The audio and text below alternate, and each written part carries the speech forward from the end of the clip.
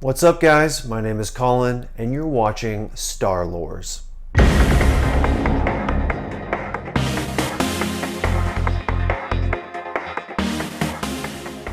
Ever wonder what happened to prospective Jedi Padawans who never could quite pass their trials, or who couldn't find a master in the Order?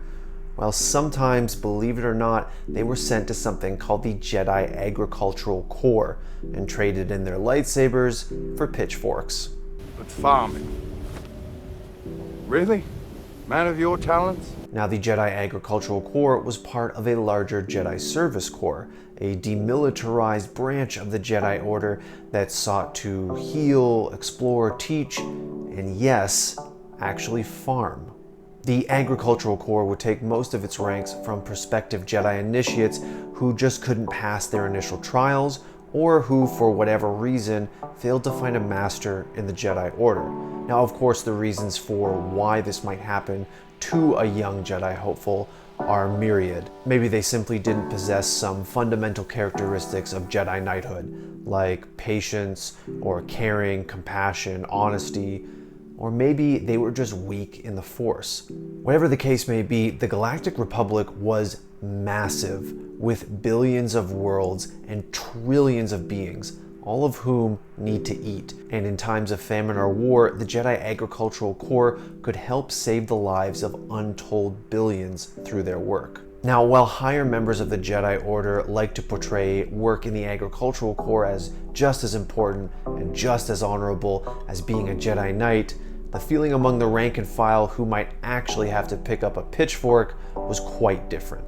We get some pretty good insight into this with Elizabeth Enwandung-Esterhazy. Now, apart from having a name that is almost impossible to pronounce, Esterhazy, also known as Scout, thank God, was a Jedi that lived during the time of the Clone Wars. She came of age for Padawanhood around the time of the Separatist crisis and the very beginning of the Clone Wars. Now, the thing about Scout is she had an incredibly resourceful mind. She was very dedicated to her Jedi training and practiced constantly. She had a will of iron. Unfortunately, she was also very weak in the Force. In fact, when it came to Force activities and Force sensitivity training, she was years behind her peers, having to take classes with some of the younglings just to keep up.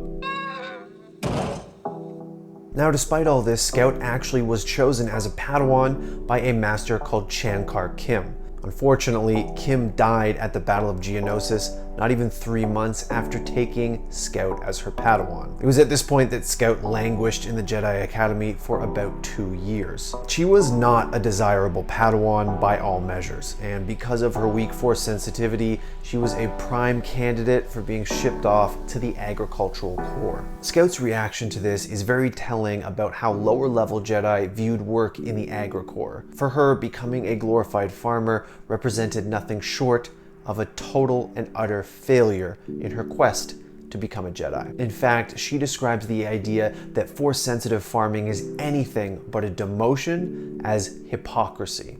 As author Sean Stewart puts it in the novel Yoda Dark Rendezvous, quote, "They had to make it worse by pretending a hoe was the same as a lightsaber, and the mud of a potato field was as exciting as the dust of 100 planets beneath her feet." Now, it has to be said that is a very un-Jedi-like attitude. After all, anyone who adheres to the core tenets of the Jedi Order surely would be nothing but ecstatic to help millions, maybe even billions of people by Force-sensitive farming. If you're a Jedi and your goal is to deepen your connection to the living Force, to nourish and preserve life, there's no better way to do this than feeding the galaxy, right?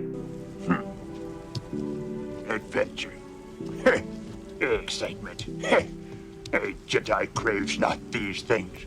But the point is this: being sent to the Agri Corps for most represented nothing short of failure. It was not something wanted, it was not something desired, especially if you were on the path to becoming a Padawan and later a Jedi Knight. Although the Agricultural Corps and the Service Corps in general are not mentioned very much in Star Wars literature, it is a pretty telling little tidbit into the hypocrisy going around in the Old Republic Jedi Order, especially towards the end. Interestingly enough, guys, Grandmaster Luke Skywalker chose not to revive the Service Corps in his new Jedi Order.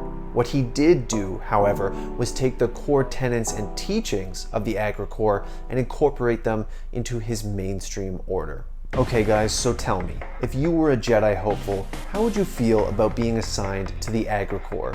Would it be a failure or an opportunity? Let me know in the comments below, and if you did learn something new from this video, leave a like and consider subscribing. Until next week guys, this is Colin for Star Lords saying may the Force be with you.